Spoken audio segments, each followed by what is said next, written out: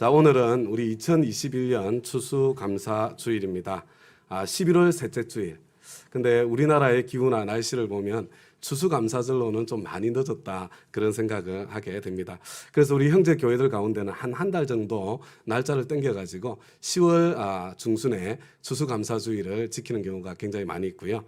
좀 어떤 우리 교회들은 아예 추석이 우리 민족의 추수감사절이니까 추수감사절 예배를 겸해서 드리는 경우도 있습니다.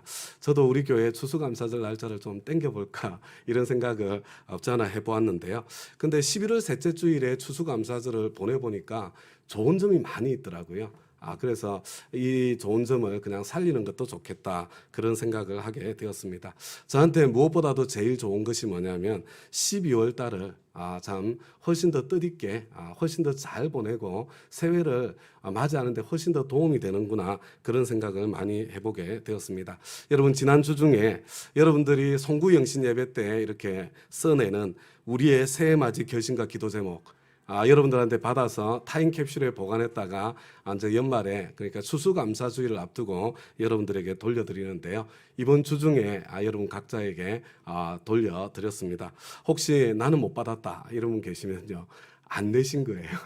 안 내셔서 못 받으셨으니까 우리 참 내년 추수감사절 때는 나도 돌려받을 수 있도록 우리 금년 송구 영신 예배 드릴 때쯤 그리고 신년까지 계속 받거든요.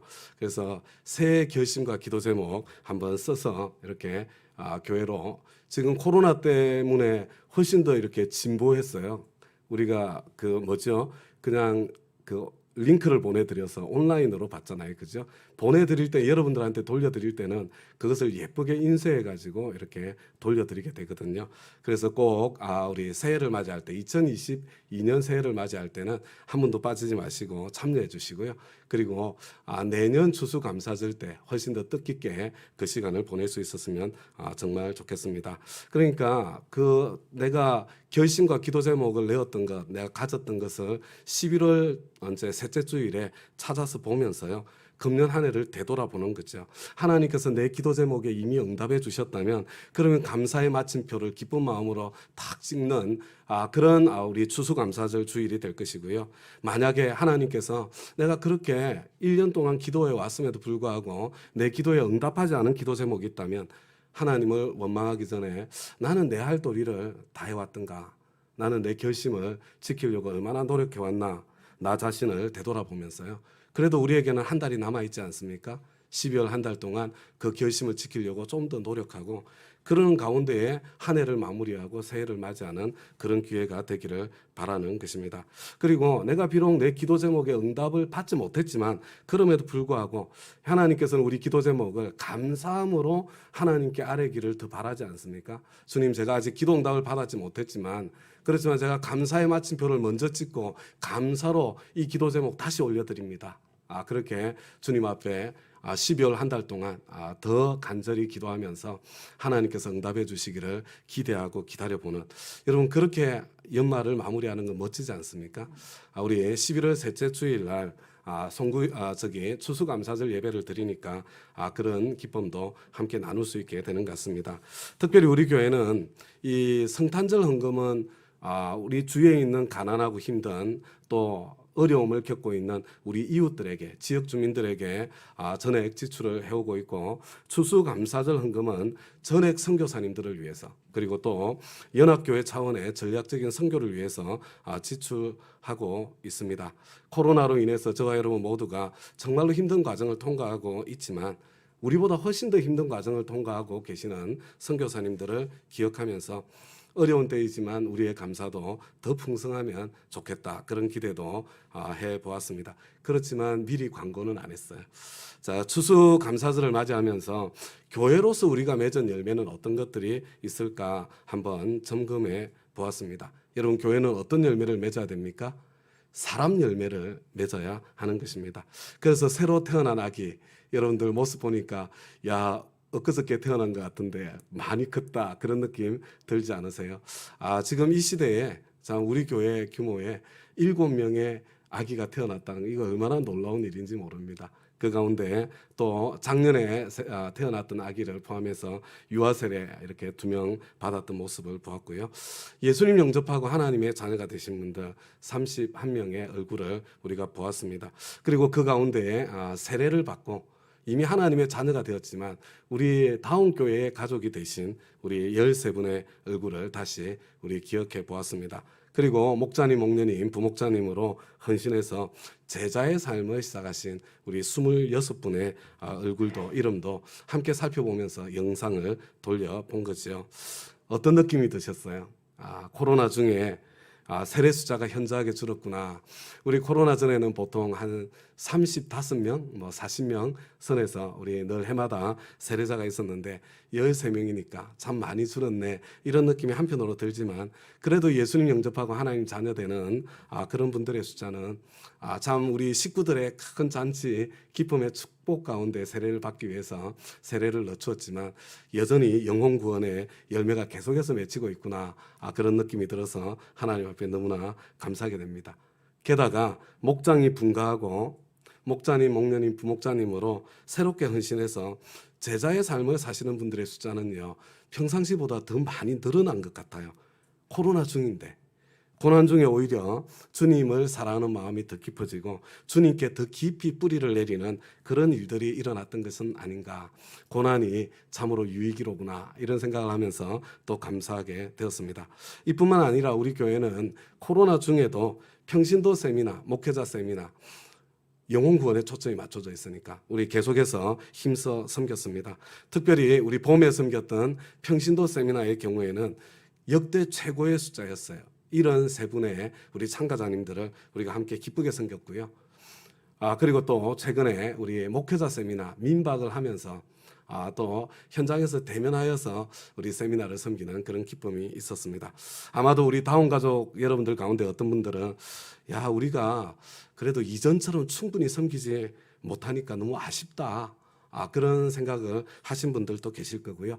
그리고 어떤 분들은 지금 우리 현실에 우리 목장도 너무 많이 무너져 내려 있는데 그렇지 않아요? 근데 지금 상황에서 우리가 뭘 보여줄 게 있어?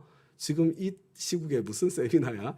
이런 생각이 드셔서 자책감을 가지신 분들도 틀림없이 있으셨을 것이다. 그렇게 생각이 되어집니다. 그렇지만 여러분들 아시잖아요. 우리 세미나는 있는 그대로 보여주자. 이게 제일 중요한 거죠. 허물어진 상태로 그냥 보여드리는 거거든요. 근데 우리가 있는 모습 그대로 보여드렸음에도 이 참가자님들의 참가 소감 이렇게 발표를 들으면서요. 저는 코로나 전의 세미나보다 훨씬 더 열매가 더 강렬하게 우리 세미나를 통해서 맺히고 있구나 이런 생각이 들어서 감격이 되었습니다. 다음 가족 여러분, 2년에 가까운 이 코로나 중에 이 정도 열매를 맺고 이 정도 섬김을 할 수 있다는 것, 여러분 저와 여러분에게는 평상시에 반의 반도 되지 않는 그런 섬김이고 열매처럼 보여서 좀 아쉬운 마음이 들겠지만요. 참가하신 형제교회 목사님 사모님들께는 이것만 해도 너무나도 놀라운 거예요. 너무나도 놀라운 거. 여러분 아쉬운 마음 혹시 있으셨더라도요. 여러분 우리가 이만큼 할 수 있었던 것에 대해서 감사하는 마음으로 저와 여러분의 마음을 고쳐주시기를 부탁을 드립니다. 여러분 한 2년쯤 전에 작년 3월 달에 처음 코로나가 시작이 되면서 제가 엎어진 김에 쉬어갑시다 이렇게 말씀을 드렸잖아요. 그런데 생각보다 그 기간이 길어졌어요. 우리 목자님, 목녀님, 부목자님들이 내가 목자, 목녀, 부목자라는 이름은 달고 있는데 아무것도 하지 못하고 그냥 쉬고 있다는 것. 여러분 이거 쉬운 일 아니라는 거 아세요? 이름에 무게가 있기 때문이에요. 내가 이 긴 기간 나는 목자인데, 나는 목녀인데, 나는 부목자인데 아무것도 하지 못하고 쉬고 있다는 것 아마 마음이 불편하고 힘이 드셨을 것이라고 생각이 되어집니다.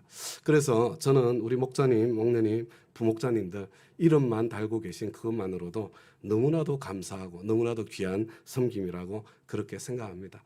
여러분 그냥 버티고 계신 것만 해도 잘하셨고요.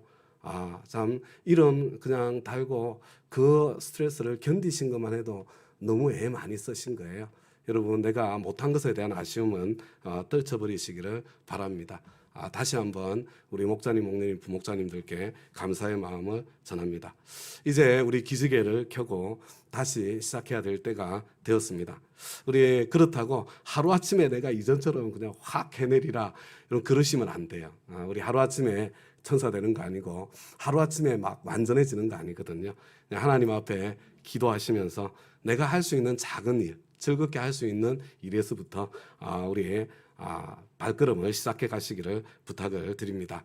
우리 교회적으로도요, 우리 가정교회 사역위원회를 중심으로 우리 기본을 다시 세워보려는 노력, 지금 내년 새해 계획을 세우면서 시작하고 있습니다. 그래서 우리 함께 이제 이전보다 더 건강한 모습으로 충분히 쉬었으니까 더 잘할 수 있지 않겠어요? 그렇게 세워나갈 수 있기를 바랍니다. 추수감사주의를 맞이하면서 하나님께 우리 다운교회로 인해서 감사드릴 뿐만 아니라 이 자리에 계신 우리 다운가족 여러분 한 분 한 분을 인해서 감사드리고요. 특별히 우리 목자님, 목녀님, 부목자님들께 감사의 마음을 또 한 번 더 전합니다. 우리 지난 주일에는요, 사도행전 20장 에베소 교회 장로님들에게 남긴 사도 바울의 유언의 메시지를 저와 여러분이 함께 살펴보았습니다. 제가 사도행전 20장 26절에서 35절까지 이 바울이 전한 이 유언의 메시지의 핵심 내용을 다시 읽어드릴 텐데요. 여러분들은 핵심적으로 말씀하셨던 게 뭐였지? 지난주일 설교를 한번 마음속에 다시 한번 떠올려 보시기를 바랍니다. 그러므로 나는 오늘 여러분에게 엄숙하게 증언합니다. 여러분 가운데서 누가 구원을 받지 못하는 일이 있더라도 내게는 아무런 책임이 없습니다. 그래서 내가 주저하지 않고 여러분들에게 하나님의 모든 경륜을 전해주었기 때문입니다. 여러분은 자기 자신을 잘 살피고 양떼를 잘 보살피십시오. 성령이 여러분을 양떼 가운데서 감독으로 세우셔서 하나님께서 자기 아들의 피로 사신 교회를 돌보게 하셨습니다. 내가 떠난 뒤에 싸나운 이리들이 여러분 가운데로 들어와서 양떼를 마구 헤아리라는 것을 나는 압니다.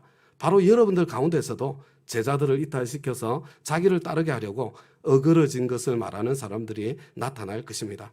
그러므로 여러분은 깨어 있어서 내가 3년 동안 밤낮 쉬지 않고 각 사람을 눈물로 훈계하던 것을 기억하십시오. 나는 이제 하나님과 그의 은혜로운 말씀에 여러분을 맡깁니다. 하나님의 말씀은 여러분을 튼튼히 세울 수 있고 거룩하게 된 모든 사람들 가운데서 여러분으로 하여금 하나님의 유업을 차지하게 할 수 있습니다. 나는 누구의 은이나 금이나 옷을 탐낸 일이 없습니다. 여러분이 아는 대로 나는 나와 내 일행에게 필요한 것을 내 손으로 일해서 마련하였습니다. 나는 모든 일에서 여러분에게 본을 보였습니다. 이렇게 힘써 일해서 약한 사람을 도와주는 것이 마땅합니다. 그리고 주 예수께서 친히 주는 것이 받는 것보다 더 복이 있다 하신 말씀을 반드시 명심해야 합니다.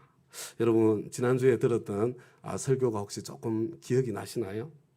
목숨을 걸고 예루살렘을 향해서 가는 길에 이제 다시는 보지 못할 이 에베소 장로님들에게 남긴 유언의 핵심이 무엇이었어요? 여러분 그 첫 번째가 구원에 대한 이야기였잖아요. 여러분 구원이 그만큼 중요한 거예요. 내가 구원의 그 가치를 잘 느끼지 못한다고 하더라도 하나님 앞에서 구원이 그만큼 가치로운 것입니다. 여러분 가장 먼저 그들의 구원을 먼저 점검하고 그들이 영혼 구원하고 제자 삼는 삶을 살기 위해서 처신을 잘해야 된다고. 특별히 돈에 대한 처신, 다른 말로 하면 일터에서의 처신을 잘 해야 된다고 당부하고 있는 것을 보게 되는 거죠. 다음 가족 여러분, 저와 여러분의 관계 속에 있는 저와 여러분의 소중한 사람들이 만약에 구원을 받지 못하게 되는, 그래서 지옥에 가게 되는 그런 일이 생긴다면 여러분 그 핏값이 내 책임이 될 수 있다는 것이에요. 내가 그토록 함께 오랜 시간을 보내었으면서도 복음 한 번 전하지 않았다면 여러분 그 핏값 내 책임이 될 수 있는 거예요. 여러분 내가 직접 복음 전하기가 정말로 힘이 들다면 여러분 최소한 예수님 영접 모임에 초대하는 정도는 할 수 있지 않겠어요? 그보다 더 좋은 것은 13주간 있는 생명의 삶 공부에 초대하는 것, 그 정도는 할 수 있지 않겠습니까? 여러분들이 예수님 영접 모임에 데리고 오고요, 생명의 삶을 등록시킨다면요, 그 다음에는 그 피값은 제 책임이에요. 여러분들 책임 아니고 여러분들 거기까지는 내가 한번 해보자, 그렇게 다 결심하셨을 것이라고 생각이 되어집니다. 또한 우리는 이 탐욕의 사람, 인색한 사람으로 살아서는 안 되죠. 영혼 구원에 대한 거룩한 부담을 가지고 일터에서 바르고 정직하게 열심히 일하고 그리고 내가 수고하고 애써서 번 것으로 다른 사람을 돕고 베풀고 섬기고 나누는 삶, 그 삶을 살아갈 때 영혼 구원의 열매가 더 풍성하게 맺히게 될 거예요. 둘째로요, 호시탐탐 기회를 노리는 사탄 마귀의 공격에 기대고 의지할 것은 오직 말씀, 하나님의 말씀밖에 없다고 당부하고 있는 바로 그 내용이죠. 나는 이제 하나님과 그 은혜로운 말씀에 여러분을 맡깁니다. 여러분, 이제가 어떤 때입니까? 여러분, 수많은 물리적인 공격, 영적인 공격이 에베소 교회를 향하게 될 텐데 사도 바울은 더 이상 아무것도 해줄 수 없는 거예요. 이제 순교의 길을 걸어가고 있으니까. 여러분, 우리도 그런 때를 인생에 종종 만나지 않습니까? 내가 다른 어떤 것으로부터도 도움을 기대할 수 없는 그런 상황. 여러분, 그런 상황을 만났을 때 저와 여러분 어떻게 할 수 있을까요? 그리고 저와 여러분의 육신의 자녀들, 영적인 자녀들이 나의 영향력과 나의 울타리 밖으로 떠나게 되는 그날이 찾아오지 않습니까? 여러분, 내가 더 이상 아무것도 해줄 수 없는 그런 때가 우리 자녀들에게도, 내 영적인 자녀들, 목장 식구들에게도 그때가 찾아오게 될 것이에요. 여러분, 그때를 만나게 될 우리의 영적인, 육적인 자녀들에게 저와 여러분이 무엇을 해줘야 하겠으며 무엇을 해줄 수 있을까요? 하나님의 말씀, 은혜의 말씀, 내가 먼저 붙잡아야 되고요. 우리 자녀들이 다른 것이 아니라 하나님의 말씀을 붙잡고 살아갈 수 있도록 그것 도와주어야 되는 거예요. 그 믿음을 전수해야 되는 것입니다. 말씀이 기준이 되고 말씀이 거울이 되는 삶을 살 수 있도록 그렇게 내 자녀를 만들고 떠나보내야 되는 거죠. 스스로 말씀을 섭취하고 스스로 말씀을 해석하고 스스로 말씀을 적용할 수 있는 사람으로 그런 능력을 배양해서 나를 떠나보내야 되지 않겠습니까? 여러분, 이게 경청의 방 큐티예요. 그래서 이것을 위해서 경청의 방 큐티가 내 삶의 일부가 먼저 돼야 되고 그리고 내 소중한 자녀들의 삶의 일부가 되도록 뭘 하라고요? 확신의 삶 1:1. 여러 번 강조했지만 다시 한번 내가 꼭 하겠다. 그냥 해치우는 거 말고요. 목적이 경청의 방 큐티를 전수하는 거거든요. 이 목적이 달성될 때까지. 여러분, 한 번 해도 되고 두 번 해도 되고 여러 번 할 수 있는 거예요. 자, 여기가 이제 우리 사도행전 20장이고요. 이어지는 사도행전 21장에는 이 바울이 밀레도에서 에베소 장로님들과 눈물의 이별을 하고 환난과 결박과 죽음이 기다리고 있는 예루살렘으로의 그 여정을 재촉하고 있는 그 바울의 여정이 그려지고 있지요. 제가 이제 여러분들에게 사도행전 21장 1절부터 17절까지를 읽어드릴 텐데요. 여러분들은 뭘 하시냐면 머릿속에 지도를 그려보세요. 사도행전 여기까지 했는데 지도가 그려지나 한번 생각을 하면서 따라오시는 거예요. 여러분, 지도 위에서 생각하면 훨씬 더 깊어져요, 묵상이. 자, 1절부터 17절입니다. 우리는 그들과 작별하고 배를 타고 곧장 항해해서 고스에 도착했다. 이튿날 로도에 들렀다가 거기서 바다라로 갔다. 우리는 페니키아로 가는 배를 만나서 그것을 타고 떠났다. 키프로스 섬이 시야에 나타났을 때에 우리는 그 섬을 왼쪽에 두고 시리아로 행선하여 두로에 닿았다. 그 배는 거기서 짐을 풀기로 되어 있었다. 우리는 두로에서 제자들을 찾아서 만나고 거기서 1회를 머물렀다. 그런데 그들은 성령의 지시를 받아서 바울에게 예루살렘에 올라가지 말라고 간곡히 말하였다. 그러나 머물 날이 다 찼을 때에 우리는 그곳을 떠나 여행길에 올랐다. 모든 제자가 그들의 아내와 아이들과 함께 우리를 성 밖에까지 배웅하였다. 바닷가에서 우리는 무릎을 꿇고 기도를 하고 서로 작별 인사를 나누었다. 그리고 우리는 배에 올랐고 그들은 제각기 집으로 돌아갔다. 우리는 두로에서 출항하여 항해를 끝마치고 돌레마이에 이르렀다. 거기서 우리는 신도들에게 인사하고 그들과 함께 하루를 지냈다. 이튿날 우리는 그곳을 떠나서 가이샤라에 이르렀다. 7사람 가운데 한 사람인 전도자 빌립의 집에 들어가서 그와 함께 머물게 되었다. 이 사람에게는 예언을 하는 처녀딸이 넷이 있었다. 우리가 여러 날 머물러 있는 동안에 아가보라는 예언자가 유대에서 내려와 우리에게 와서 바울의 허리띠를 가져다가 자기 손과 발을 묶고서 말하였다. 유대 사람이 예루살렘에서 이 허리띠 임자를 이와 같이 묶어서 이방 사람의 손에 넘겨줄 것이라고 성령이 말씀하십니다. 이 말을 듣고 그곳 사람들과 함께 우리는 바울에게 예루살렘으로 올라가지 말라고 간곡히 만류하였다. 그때 바울이 대답하였다. 왜들 이렇게 울면서 내 마음을 아프게 하십니까? 나는 주 예수의 이름을 위해서 예루살렘에서 결박을 당할 것뿐만 아니라 죽을 것까지도 각오하고 있습니다. 바울이 우리의 만류를 받아들이지 않으므로 우리는 주님의 뜻이 이루어지기를 빕니다 하고는 더 말하지 않았다. 이렇게 거기서 며칠을 지낸 뒤에 우리는 행장을 꾸려서 예루살렘으로 올라갔다. 가이사랴에 있는 제자 몇 사람도 우리와 함께 갔다. 그들은 우리가 묵어야 할 집으로 우리를 안내하여 나손이라는 사람에게 데려가 주었다. 그는 키프로스 사람으로 오래전에 제자가 된 사람이었다. 우리가 예루살렘에 이르니 형제들이 우리를 반가이 맞아 주었다. 여러분, 읽을 때 졸리던가요? 머릿속에 그림이 그려지시던가요? 그죠? 모르는 지명이 나오니까 그냥 성경 읽을 때도 졸리고 들을 때도 졸리고 그렇지 않습니까? 근데 사실은 지도를 보면 간단한 여정인데 글자로 설명하니까 이렇게 어려운 것을, 길고 복잡한 것을 보게 되는 거죠. 지금 어디에서 출발하고 있습니까?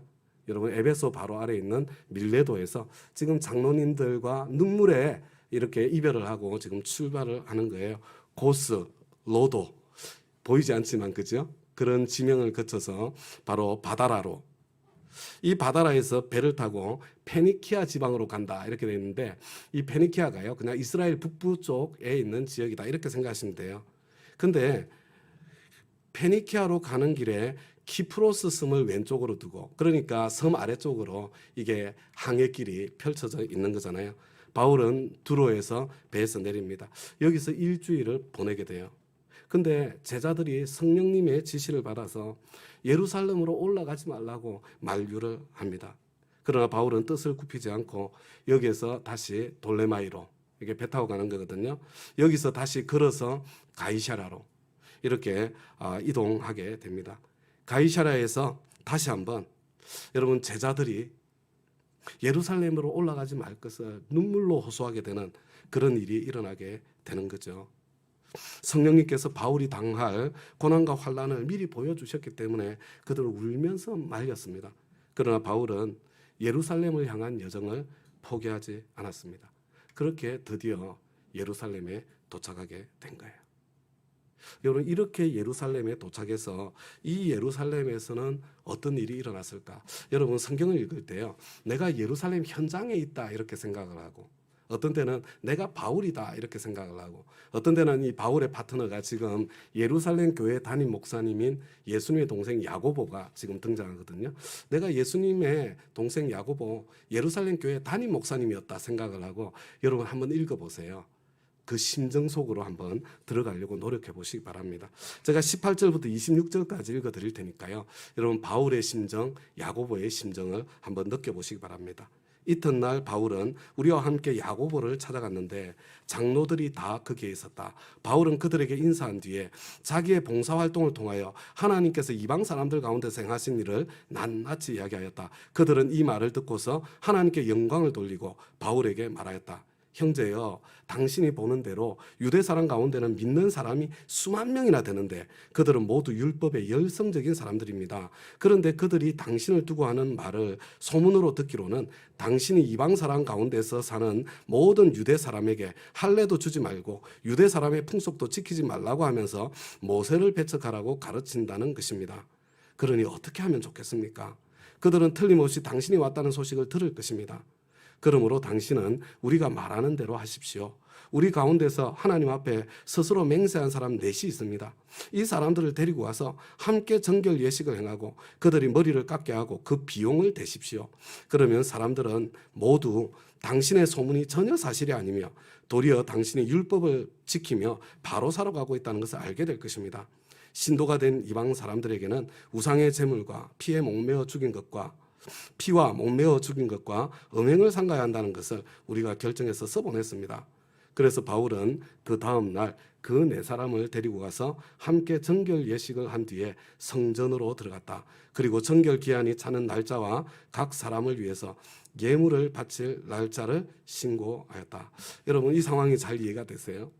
바울이 예루살렘에 도착을 하니까 예루살렘 교회 형제들이 막 반가이 바울을 환영을 했거든요. 그런데 또 바울이 한 이야기를 막 듣고 함께 하나님께 영광을 돌렸거든요. 그런데 예루살렘 교회 담임 목사님이셨던 예수님의 동생 야고보는요, 걱정이 되는 거예요. 걱정이. 여러분, 담임 목사님이 되면 걱정이 많아져요. 예루살렘에는 수만 명의 유대인 신자들이 있는데 신자들 중에도 바울에 대해서 반감을 가진 사람들이 적지 않게 있었습니다. 여러분, 이 유대인 기독교인 신자들은요, 대부분 율법에 열심히 있는 사람들이었어요. 그런데 바울이 율법을 무시하고 무너뜨린다는 그런 오해를 그들도 하고 있었던 것입니다. 그래서 야고보 담임 목사님은요, 이 바울 때문에 일어날 소동이 너무 걱정이 된 거예요. 그래서 이 야고보와 예루살렘 교회 지도자들은 바울에게 좀 율법을 따라서 정결 예식을 행하고 다른 사람들의 비용까지, 재물까지, 돈까지 좀 대라고 그렇게 제안을 하지요.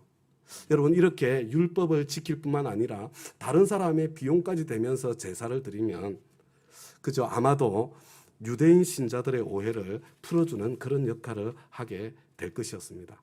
여러분, 바울은요, 겸손하게 이 야고보의 제안에 순종해서 그렇게 제사를 지내는 거예요. 그런데 전혀 예상하지 못한 문제가 생겼습니다. 여러분, 우리가 선한 의도로 아니면 또 하나님께 순종해서 무엇인가를 시도하고 해나가는데 전혀 예상하지 못한 더 큰 문제 부딪히게 될 때가 종종 일어나지 않습니까?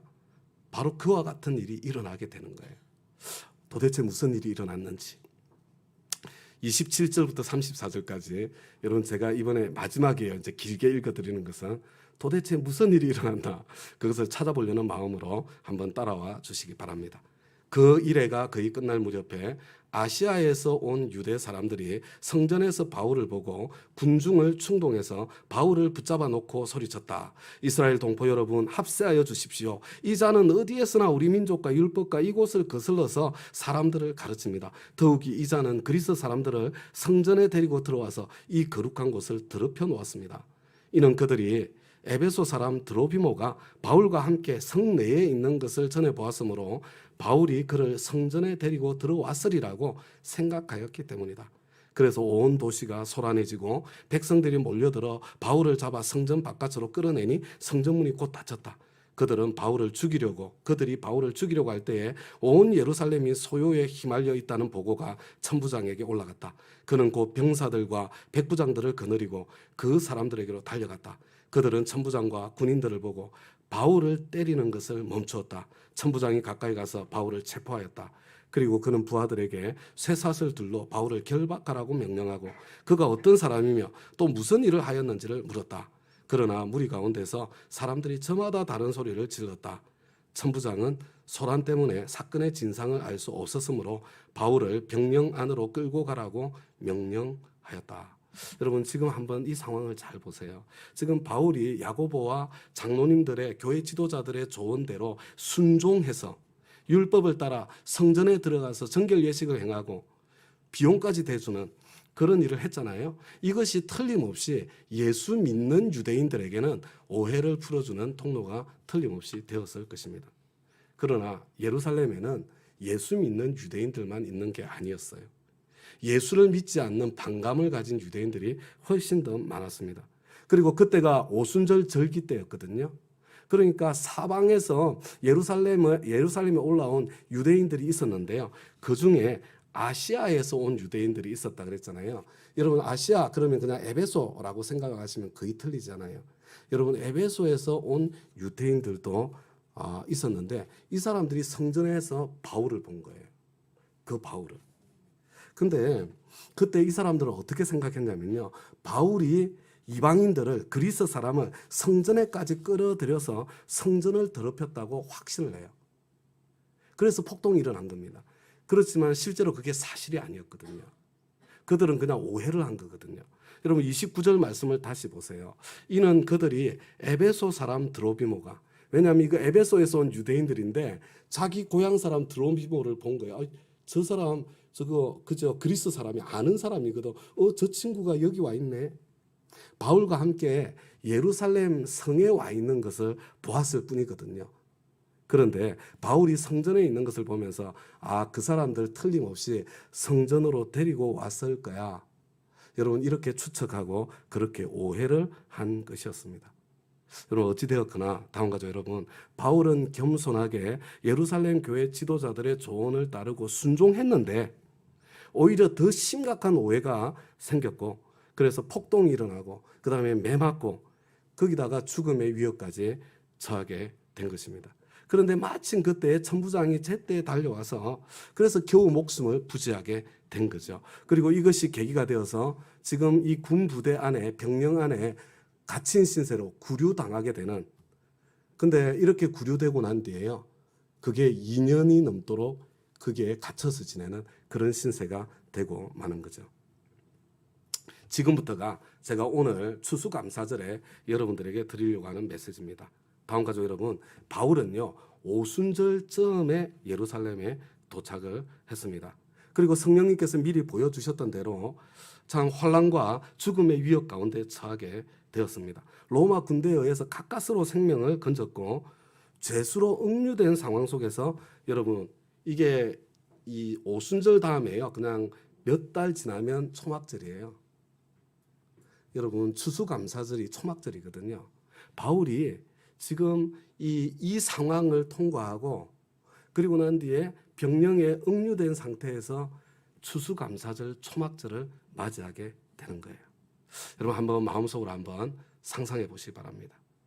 교회 지도자들이 시키는 대로 했는데, 그런데 오히려 더 큰 오해를 당하고 그래서 죽도록 매맞고 죽기 직전에 로마 군인에 의해서 구출돼 가지고 그 다음에 죄수의 신분으로 억류된 상태에서 추수감사절을 맞이하고 있는 바울의 모습, 여러분 그것을 한번 마음에 그려보시기 바랍니다.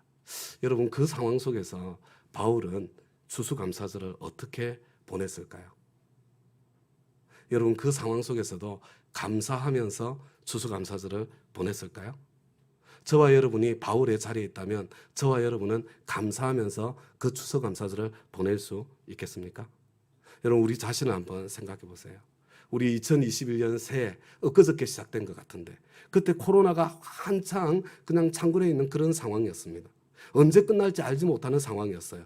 그럼에도 불구하고 우리는 21일간의 다니엘 금식 기도를 함께 했고요. 불평 없이 살아보기 캠페인을 하면서 성경을 하루에 10장씩 읽으면서 그리고 또 입에 말의 훈련을 하면서 여러분, 하나님께서 역사해 주시기를, 하나님께서 은혜 베풀어 주시기를 기대하면서 2021년 새해를 맞이하지 않았습니까? 그런데 그렇게 벌써 11달, 11개월이나 보냈는데 이 코로나로 인한 고통은 줄어들지 않았습니다. 더 심해진 것 같아요. 연말인 지금 추수감사절까지 우리는 이 코로나 한가운데서 예측이 안 되는 상황 속에 지금 추수감사절을 지금 맞이하고 보내고 있는 거예요. 저와 여러분, 바울이 그 추수감사절을 보내었던 것처럼 저와 여러분은 오늘 우리의 추수감사절을 그렇게 보낼 수 있을까요? 여러분, 한번 생각해 보세요. 바울은 어떻게 그 추수감사절을 보냈을까? 여러분, 그뿐만 아니라 여러분, 지금 우리가 당하고 있는 어려움 어렵죠. 근데 그 초대교회, 신약교회 늘 박해를 당하고 생사의 기로에 서 있던 그 신약교회 성도님들이 당했던 어려움과 비교할 수 있겠어요? 그들도 똑같이 해마다 추수감사절을 맞이해서 추수감사절을 보내지 않았겠습니까? 여러분, 바울은 어떻게 추수감사절을 보내었으며 신약교회 그 성도들은 그들의 추수감사절을 어떻게 보내었을까? 여러분, 뭐가 생각나세요? 데살로니가, 하나님께서 바울을 통해 데살로니가에 보낸 편지 데살로니가 전서 5장에는 저와 여러분이 너무나 잘 아는 말씀이 있죠. 항상 기뻐하라, 쉬지 말고 기도해라, 범사에 감사해라. 이는 그리스도 예수 안에서 너희를 향한 하나님의 뜻이니라. 다음 가죠. 여러분, 이 항상이라는 단어에는요, 쉬지 말고 끊임없이라는 단어에는요, 범사에 모든 일이라는 단어에는요, 좋은 일, 좋은 순간만 포함되는 것이 아닙니다. 여러분, 항상에는 모든 일, 모든 순간, 나쁜 순간도 포함되는 거예요. 사도 바울이 자기는 조그마한 어려움만 찾아와도 불평하고 원망하고 지내면서 애꿎은 저와 여러분에게만 불가능해 보이는, 항상 감사해라, 쉬지 말고 감사해라. 여러분, 이런 참 불가능해 보이는, 말도 안 되는 이런 명령을 저와 여러분에게 준 것일까요? 결코 그렇지 않습니다. 결코 그럴 수 없습니다. 여러분, 빌립보 감옥의 바울과 실라의 모습을 한번 생각해 보시기 바랍니다. 귀신 들린 여종에게서 귀신을 쫓아내 주었잖아요. 착한 일을 하지 않았습니까? 그런데 그것 때문에 죽도록 매를 맞지요. 생사를 기약할 수 없는 빌립보의 깊은 지하 감옥에 갇히지 않습니까? 그 억울한 중에, 그 아픈 중에 바울과 실라는 오히려 찬양하며 감사하며 하나님 앞에 나아갔잖아요. 여러분, 그 밤을 보냈던 바울의 모습, 아마 이 가이사랴 병영에서도 똑같은 모습이었을 거예요. 여러분, 그래서 오히려 기적의 문이 열리고 구원의 문이 열리고 복음의 문이 활짝 열어 젖혀지는 그런 일이 일어나지 않았습니까? 저는 바울의 사건은 아니지만 사도행전 5장 부활의 복음을 전하다가 매 맞고 풀려나는 사도들의 모습이 제 마음속에 생각이 났습니다. 오늘 마지막으로 우리 사도행전 5장 41절 말씀 한 목소리로 함께 한번 읽어보겠습니다. 시작. 사도들은 예수의 이름 때문에 모욕을 당할 수 있는 자격을 얻게 된 것을 기뻐하면서 공의회에서 물러나왔다. 예수 이름 때문에 모욕당하는 것을, 예수 이름 때문에 손해보는 것을, 예수 이름 때문에 매맞는 것을 불평하고 원망하는 것이 아니라 오히려 그것을 특권으로 여기고, 야, 하나님께서 나를 믿어주시는구나, 하나님께서 나를 인정해 주시는구나, 하나님께서 내가 이 상황 속에서도 하나님의 사람답게 살 수 있다고 그런 자격을 나에게 부여해 주신 거구나, 그렇게 여기고 기뻐하면서 감사하면서 사는 사도들의 모습. 여러분, 이것이 바로 세상이 감당치 못할 그리스도인들의 야성 아닙니까? 이것이 사도들의 모습이고, 이것이 사도 바울의 모습이고, 이것이 신학교의 성도들의 모습 아닌가요? 그들은 도대체 무엇 때문에, 왜, 어떻게 그런 극심한 환난 중에도, 그리고 그 억울한 중에도 감사하며 기뻐하며 살 수 있었을까요? 여러분, 부활의 복음이 그냥 교리가 아니라 여러분, 그들에게는 부활의 복음이 구체적인 사실이었기 때문입니다. 저와 여러분의 인생이 3생이기 때문이에요. 여러분, 상권, 중권, 하권, 3권으로 되어 있는 책이 있다고 생각해 보세요. 주인공이 상권에서, 중권에서 아무리 고생한다고 하더라도, 아무리 억울한 일을 당한다고 하더라도 그것은 아직까지 비극이 아닌 거죠. 여러분, 주인공의 인생이 희극일런지 비극일런지는 여러분 하권에서 결정되는 거예요. 상권, 중권에서는 결론을 내릴 수 없는 것입니다. 그래서 하나님께서는 사도 바울을 통해서 여러분 고린도전서 15장 58절에 이런 말씀이 있어요. 그러므로 나의 사랑하는 형제 자매 여러분, 굳게 서서 흔들리지 말고 주님의 일을 더욱 많이 하십시오. 여러분이 아는 대로 여러분의 수고가 주님 안에서 헛되지 않습니다. 여러분, 고린도전서 15장이 부활장이라는 별명이 붙어 있지 않습니까? 예수님의 부활을 자세하게 설명하고 난 뒤에 예수님 부활하셨으니까, 예수님 부활하신 것이 생생한 사실이니까 우리도 부활하여 하나님 앞에 서게 될 것이니까, 그러므로 형제 자매 여러분, 여러분의 수고는 주님 안에서 헛되지 않습니다. 지금 아무리 열매가 없는 것처럼 보여도, 지금 아무리 그냥 고생만 하고 있는 것처럼 보여도 여러분의 수고는 주님 안에서 헛되지 않습니다. 저와 여러분이 하나님 앞에 서게 될 때에 모든 억울함을 풀어주실 것이요, 모든 수고에 대해서 다 갚아주실 것입니다. 그러니까 굳세게 서서 하나님의 백성답게, 부활의 소망을 가진 사람답게 흔들리지 말고 주님의 일을 더욱 많이 하십시오. 감사함으로 승리하십시오. 그래서 하박국 선지자도 무화과 나무에 과일이 없고 포도나무에 열매가 없을지라도, 올리브 나무에 딸 것이 없고 밭에서 거두어 드릴 것이 없을지라도, 우리의 양이 없고 외양간에 소가 없을지라도 나는 주님 안에서 즐거워하련다, 나를 구원하신 하나님 안에서 기뻐하련다. 여러분, 이렇게 고백할 수 있었던 것 아닙니까? 다음 가족 여러분, 지난 2년간 우리 모두 정말 힘든 시간을 보냈습니다. 어떤 분들에게는 감사할 것이 하나도 없는 것처럼 힘들고 어려운 분들도 계실 것입니다. 제가 지금까지는 있는 것 바라보세요, 계속 이렇게 설교를 해왔는데요. 오늘 추수감사절에는 여러분들에게 없는 것을 한번 바라보라고, 자, 없는 것을 한번 생각해 보세요. 여러분, 지금 나에게 없는 것을 한번 생각해 보세요. 돈 없고, 집 없고, 건강 없고, 체력 없고, 나를 이해해주는 친구 없고. 여러분, 지금 나에게 무엇이 가장 절실하게 없으신가요? 어떤 분들은 없는 중에도, 어려움 중에도 열심히 주를 섬기며 살았는데 오히려 상황은 점점 더 나빠진 것 같은, 오히려 어처구니 없는, 터무니없는 오해를 당하는 그런 억울한 상황, 그런 답답한 상황에 처하신 분들도 계실 것입니다. 여러분, 한번 지금 또 생각해 보세요. 어떤 억울한 일을 주님 때문에 지금 당하고 계십니까? 당해 보셨나요? 여러분, 지난 주간에 수능 치르지 않았습니까? 나는 고3인데도 나는 예배를 소중히 여기고 열심히 예배 드리면서 이 고3 기간을 지냈는데 내가 모의고사 볼 때보다 수능 점수가 더 낮게 나오는 그런 어처구니 없는 일, 그런 일 일어나기도 하잖아요. 일어났을 수도 있어요. 여러분, 같은 종류의 일들 우리 인생에 찾아오지 않습니까? 나는 예수 믿는 사람이니까 하나님의 방법대로, 하나님의 방식대로 정직하게 사업을 하고 정직하게 직장 생활을 했는데, 근데 오히려 내 사업이 더 힘들어지고 오히려 내 직장 생활이 더 고달파지는 그런 경우 여러분 있지 않습니까? 내가 몸을 아끼지 않고 섬김의 자리에 섰는데 그렇게 몸을 아끼지 않고 섬기다가 무거운 거 많이 들고 밥솥을 번쩍번쩍 들고 막 이러다가 여러분 관절이 상하고 건강이 상하신 분들도 계시지 않습니까? 여러분 다 지금 생각해 보세요. 내가 지금 없는 거, 하나님 뜻대로 살았는데 손해본 거. 여러분, 그런 일이 지금 일어나고 있는 지금이야말로 여러분, 코로나 때문에 우리가 그런 경우를 훨씬 더 많이 당했어요. 많이 당했어.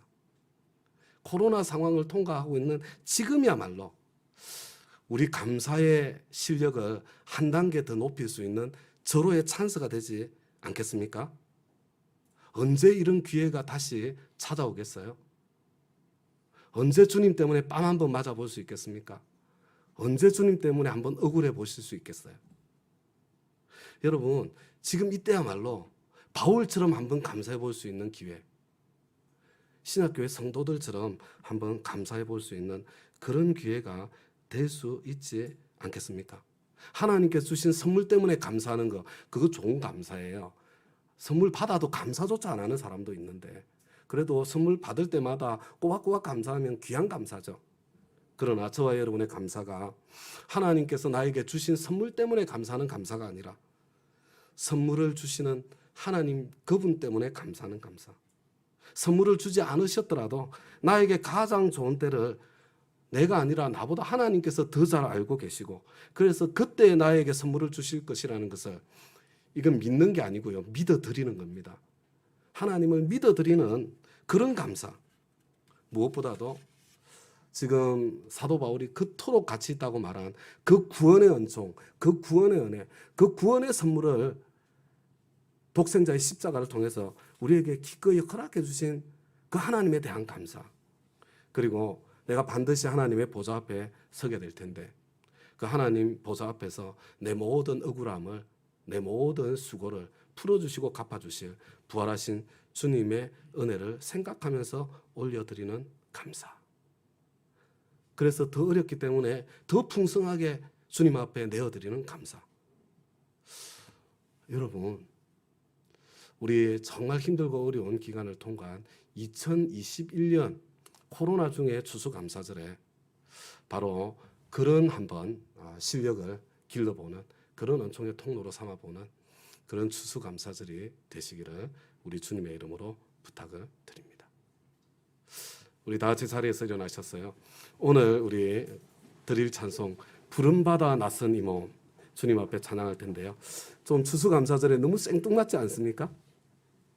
그러나 이미 주신 구원의 은혜에 감사드리며 바울처럼 내 인생의 고난과 시련과 환난이 눈앞에 펼쳐진다고 하더라도 나는 불러주신 사명의 길을 끝까지 걸어가겠습니다.